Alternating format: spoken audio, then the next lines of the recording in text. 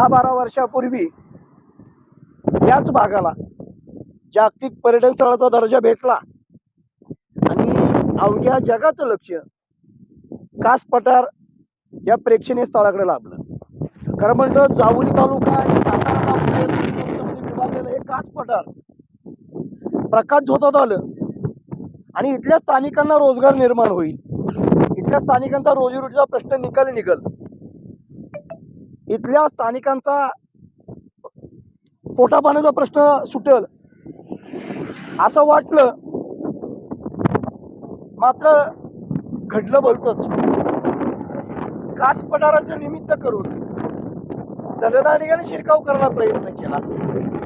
राजकीय वरदहस्त लाभल्यामुळं आपल्याला कोण विचारणार नाही, आपला कोण मालक नाही, या आविर्भावामध्ये प्रत्येकाने घुसखोरी करायचा प्रयत्न केला आणि या सगळ्या गोष्टीमध्ये वन विभागाच्या अधिकाऱ्यांनी नालायकपणा करून कोट्यवधी रुपये लाटण्याचा आणि गिळण्याचा प्रयत्न चालवला.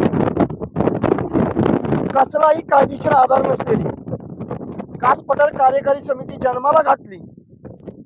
एक उपवन संरक्षक सातारा जिल्ह्यामध्ये येतो.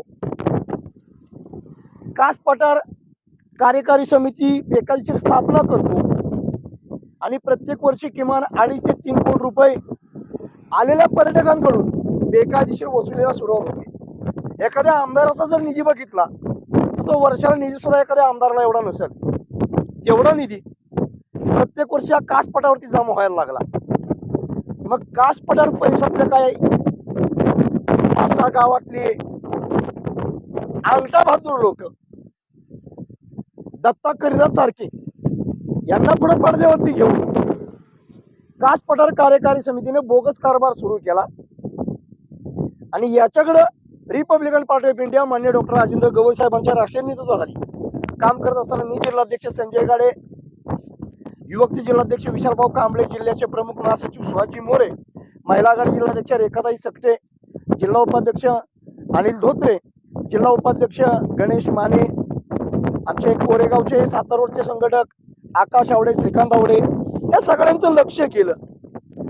मातंग आघाडी जिल्हाध्यक्ष किरण बोबाटे आणि गेल्या 3 वर्षापासून हा बेकायदेशीर जो घनशाघोळ चालला हा थांबला पाहिजे म्हणून आम्ही प्रयत्नाला सुरुवात केली. अगदी वन विभागापासून जिल्हाधिकारी, विभागीय आयुक्त, लोकायुक्त,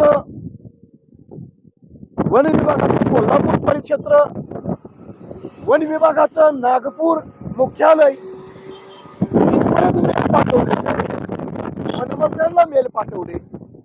मात्र साधं रिटर्न उत्तर द्यायचीच असती कुणी घेतली नाही. कागदाला कागद द्यायचे म्हणून दिले. मात्र हा बेकायदेशीर पैसा लुटण्याचा भस्मासूर दिवसेंदिवस वाढत चालला.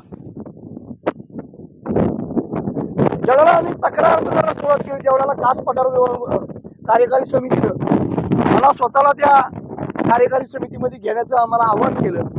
मात्र आम्ही त्याला नकार दिला. त्यानंतर सल्लागार म्हणून त्यांनी मला नियुक्त करायचा निर्णय घेतला.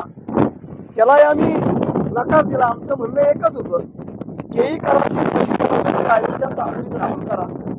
मात्र वन विभागाला कास पठाराच्या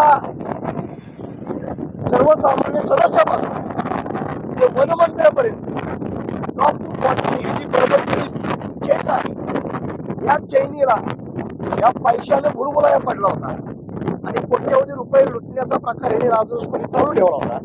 त्याला साताऱ्यातून राज्याश्रय भेटला आणि मग आमदार, खासदार, मंत्री सगळे आमच्या सोबत. आमचं कोण काय वाकडं करणार? या आविर्भावातला कास पठार कार्यकारी समितीचा प्रत्येक पदाधिकारी सदस्य राहिला. येणाऱ्या पर्यटकांना कुठलीही सुखसुविधा उपलब्ध करून दिली नाही. साधी शौचालयाची सुविधा उपलब्ध करून दिलेली नाही. आता कुठेतरी शौचालय बांधण्याचा प्रयत्न चालवलाय. याच ठिकाणी ही जी नेटची जाळी आहे, या जाळीला लोखंडी जाळी बसवली. जवळजवळ 1.5 ते 2 कोटी रुपये खर्च करून ती पुन्हा जाळी काढली आणि त्या जाळ्या आताही कास पठार कार्यकारी समितीच्या सदस्यांच्या दारामध्ये ढिगाचे ढिगारे पडून आहेत. कासचा विकास झाला का? तर कास भकास करायचं काम यांनी केलं. आणि मग या गोष्टीचा विचार करून आम्ही हायकोर्ट, मुंबई हायकोर्टामध्ये आम्ही जनहित याचिका दाखल केली. मात्र त्याच कार्यकाळामध्ये कोल्हापूर सर्किट बेंच खंडपीठाकडे सुरू झालं आणि मुंबईवरून ते प्रकरण कोल्हापूरला वर्ग केलं. सध्याला त्या प्रकरणात कोल्हापूर सर्किट बेंच हा विषय चालू आहे. हे प्रकरण ऍडव्होकेट विक्रांत शिंदे पाहत आहेत. मात्र नुकताच कोर्टाने आदेश केला. हे प्रकरण कोर्टाच्या समोर आलं.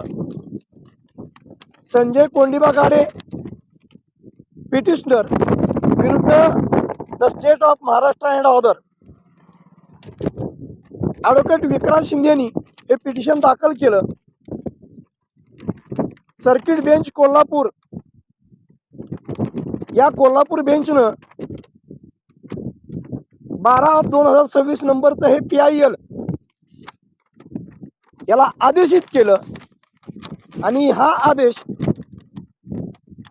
त्यांनी 31 जुलै पूर्वी अंमलात आणण्याचा आदेश दिलेला आहे. कोल्हापूर सर्किट बेंच सांगत आहे की याचिकाकर्त्यांनी ज्यांनी जनहित याचिका दाखल केलेली म्हणजे मी दाखल केलेली आहे त्या याचिकाकर्त्यांनी 2 लाख रुपये 31 जुलैच्या अगोदर हायकोर्टामध्ये जमा करावं. तदनंतर याची सुनावणी घेतली जाईल म्हणून सांगितलं जातं. हे कोल्हापूर हायकोर्टाचा हा आदेश आहे. बेंच कोल्हापूर सर्किट बेंचचा हा आदेश आहे आणि या आदेशामध्ये त्यांनी 2 लाख रुपये जमा करण्याचा आदेश दिलेला आहे. आम्ही रिपब्लिकन पार्टी ऑफ इंडियाचे कार्यकर्ते सामाजिक कार्यकर्ते म्हणून काम करत असतो. 80% समाजकारण आणि 20% राजकारण. आम्हाला कुठलंही मानधन नसतं, कुठलाही पगार नसतो, कुठलंही वरची कमाई आणि खालचीही कमाई नसते. आमचा कुठलाही 2 नंबरचा धंदा व्यवसाय नाही. त्यामुळं जिल्ह्यातला मंत्री संत्री आमदार खासदार याला कुणालाही आम्ही भीक घालत नाही. खरं ते खरं आणि खोटं ते खोटं म्हणून आम्ही चालत असतो. मात्र आता हायकोर्टाने आदेश केलेला आहे की 2 लाख रुपये 31 जुलैच्या अगोदर कोर्टामध्ये भरायचं. किमान इकॉनॉमिकल आर्थिक तेवढी आमची कुवत नाही. ज्या ज्या लोकांना वाटतंय वन विभागाच्या टोळबैरीने स्थानिक